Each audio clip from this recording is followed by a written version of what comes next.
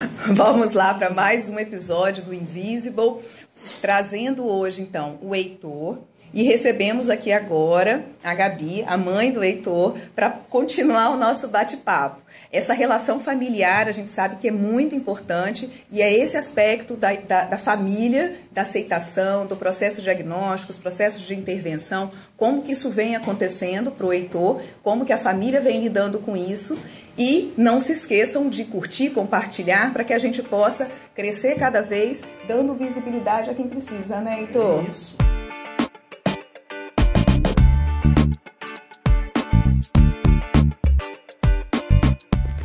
Vamos lá, Gabi. Gabi, o que acontece?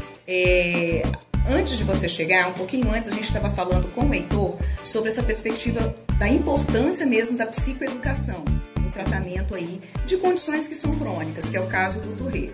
E aí a gente queria entender como que foi, né, para você, para o pai do Heitor, como que foi, como que tem sido, como que é, enfim, como que vocês lidam com isso, lidaram lá atrás, como que foi esse processo diagnóstico, assim? Então, Fernanda, obrigada pela participação, né, pelo convite. Achei muito importante tratar todos esses tipos de temas, né, que falam de diversidade. O Heitor começou com 7 anos de idade a apresentar os tiques nervosos, aquele muito característico, né, piscar o olho, movimentar a boca. E aí no começo a gente começou a pesquisar muito e aí descobrimos que muitas crianças apresentam, né, tem um percentual, agora eu não me lembro, tique nervoso em determinado momento da vida. O tique transitório, né? Isso, e fomos observando para ver a característica, se mudava, se não mudava, e a gente começou a perceber que eram persistentes e iam alternando. Então a gente já acendeu um alerta aí pra gente, foi quando começamos a buscar inicialmente os profissionais da neurologia, né, para poder identificar, uma psicóloga também, e aí começamos a identificar sim que existia Tourette. E aí quando os pais recebem aquele primeiro diagnóstico, eu me emociono, vem um susto, mas para de... isso vai cortar, né? Deixa isso no, como é que é? Make off. Pode colocar. E aí depois desse primeiro susto, vem aquela, lá em casa, né, eu e meu esposo na época, pai do Heitor,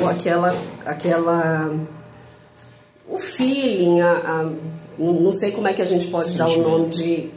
existe, tá aí, é nosso filho, então vamos embora. O mundo não está preparado para isso, mas vida que segue. Então, algo que a gente sempre trabalhou muito com o Heitor foi: você vai ser tratado pelo mundo da forma como você se trata. Então você se respeita, que o mundo vai te respeitar. Você impõe que você é capaz, que o mundo vai entender que você é capaz. Então isso a gente vem trabalhando com ele sempre, a vida inteira. Isso é algo que a gente trabalha com ele. E aí é interessante porque a gente precisa se trabalhar. E aí em determinados momentos eu falava: então para de piscar, então para de mexer a mão. E aí depois que eu falava eu ficava: meu Deus, eu não posso fazer isso. Poder pode, né? Só não vai ajudar, mas poder pode, porque mãe pode tudo, isso, tá? Errar e aceitar da mãe, mas a preocupação sempre não é com o fato dele ter tics, é com o fato como que a sociedade vai aceitar isso, né? Então a gente às vezes está num lugar que ele tem tique, eu observo que as pessoas estão olhando, isso me irrita, ele não tá nem aí. E aí eu falo: não, mas ok, tá olhando, é diferente, não tem problema. Mas o que eu foco muito com o Heitor é: você é capaz, independente de você fazer tique nervoso ou não. Um exemplo disso é o fato dele tocar instrumentos e tal, coisas que eu nunca consegui fazer. E a aceitação. Tá aí, ele vai ser o que ele quiser, ele consegue fazer o que ele quiser e vida que segue.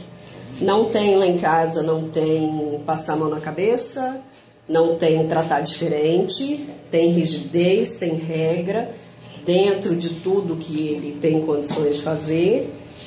E vamos embora. Até porque ele não tem limitação, né? Ele não tem uma limitação intelectual, ele não tem dificuldades motoras. Às vezes tem, claro, por conta de uma coordenação motora mais fina, mas ele consegue superar, tanto que consegue tocar instrumentos de uma forma que... Isso é interessante, ele derruba muito as coisas, né? Então ele vai pegar a comida, ele derruba a comida. E o que eu falo para ele? Não tem problema nenhum derrubar.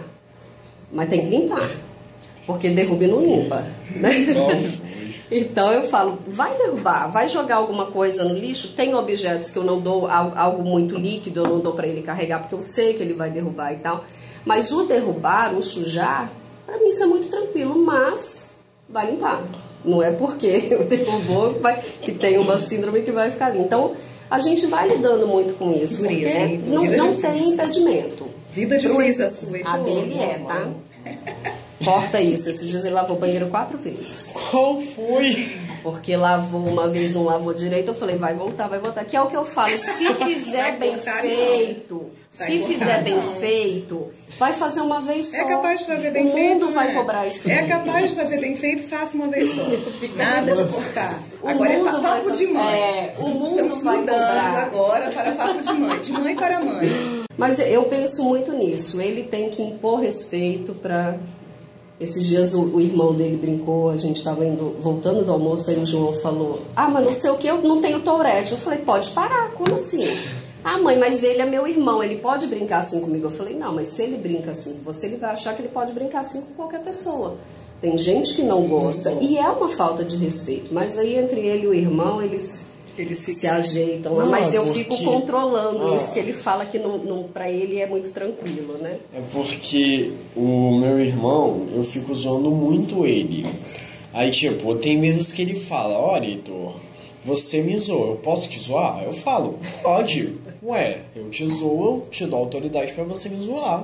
Aí ele fala isso. Mas aí na minha cabeça de mãe, falo, não, mas isso não é uma zoação. Mas enfim, eu acho que é muito natural, precisa ser muito natural. Para ele lida de uma forma muito natural, muito né? Tranquila. Então, realmente, acaba que o que ele recebe de zoação, a forma como ele recebe, ele absorve, é uma forma tranquila. Então, ele não tem aquele sofrimento que às vezes outras pessoas podem ter. Sim, que a gente sabe que é comum, né? Você pode ter Tourette associado aí com transtornos de ansiedade, transtorno depressivo, transtorno obsessivo compulsivo, né? E nada... Às vezes ele faz uns pensamentozinhos ali meio obsessivos, repetitivos, mas não chega a ser um transtorno obsessivo compulsivo, né? Então... E o que é muito, eu né, particularmente acho muito bom, muito importante disso, é a relação que a gente cria. Né? O Heitor tá numa fase aí de 14 anos chata pra caramba, eu falo com ele, mas... Ele me procura para tudo. Então, assim, a gente conversa, não aceita meus conselhos, enfim, tudo bem, ele acha que eu tô mas pede, ele, mas pede. Então, essa relação de confiança que foi sendo criada, até em cima de uma certa proteção que tem, porque naquele primeiro momento a gente fala, tem algo de diferente, a gente acaba que tenta proteger um pouco mais, né? Mas isso é muito natural pra gente. Eu comento com as pessoas que ele tem, as pessoas perguntam o que é, perguntam como ele se sente, eu falo que ele lida muito bem com isso, e eu penso que a gente tem que tocar dessa forma, sim. A gente tem que tocar dessa forma, porque é assim que vai ser, a gente tá aí. Sim, e o pai também tem uma forma muito leve também de lidar. Vocês dois têm uma forma muito leve de lidar com a questão do diagnóstico, a questão, na verdade, do Heitor, né? Quem é o Heitor, né? Que não é Heitor não é Heitor síndrome de Tourette, né? É Heitor. Isso que eu ia falar agora, a gente não vê uma síndrome. Eu não vejo uma síndrome. Não vê o nome e o sobrenome. Não, eu vejo o Heitor, meu filho, Heitor. Ele tem uma síndrome. Então... A síndrome, pra mim, é uma característica, como nós temos, né? Características. É igual você falou, meu nome não é Heitor síndrome de Tourette, meu nome é Heitor, primo, parte da minha mãe, Munara, parte do meu pai. Pronto. A Tourette, ela veio no pacote, tá tudo certo. Não tem... Isso a família toda, eu, o pai, os avós, os tios, isso aí pra gente é muito tranquilo. E faz toda a diferença, né? Essa questão a conexão familiar, a consistência familiar, vocês falarem a mesma língua na questão da educação, do manejo. Sim. Então, isso realmente é muito mais terapêutico do que muitos infinitos medicamentos, né? Sim. Porque a resposta, de fato, a intervenção medicamentosa, ela deixa um pouco a desejar nesse sentido, né? Tem a história natural, e vocês sabendo dessa história, vocês vão conseguir ter uma condução mais leve, que é o que vocês fazem, né? Sim, é assim que a gente tenta levar, né? E eu acho que tá dando certo. Acho que a gente está seguindo um caminho interessante aí, que é importante. Então, chegamos ao final de mais um podcast.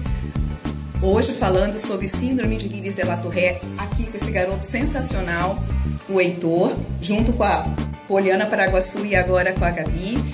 Vamos aqui finalizando mais um podcast com o Heitor, que vai dar a dica do que vocês têm que fazer. Vai lá, Heitor. Aí, galera, pegar a visão. Se inscreve, ativa o sininho, dá o like. Se tiver membro, seja membro e compartilha. É isso. Valeu.